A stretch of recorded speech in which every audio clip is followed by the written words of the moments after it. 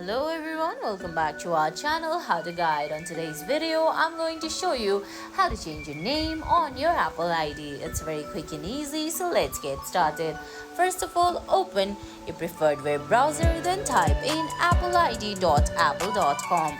Once you do that, go ahead, give your details and log in into your Apple account. Now on the screen on the top right corner, you're gonna find three icons there. Go ahead and select the drop down icon which is right below the search icon. Once you do that, a menu will appear on the screen where you're gonna have to tap on personal information, which is the first option there. Now select the name option and go ahead, edit your name. Once you edit your name, all you have to do is go ahead and tap on save from the bottom of your screen. And guys, that's it. That's how you edit your name or change your name on your Apple ID. I hope you found this video helpful. If you did, please give it a thumbs up, leave a comment, subscribe to our channel and hit that bell icon. See you in the next video. Thanks for watching.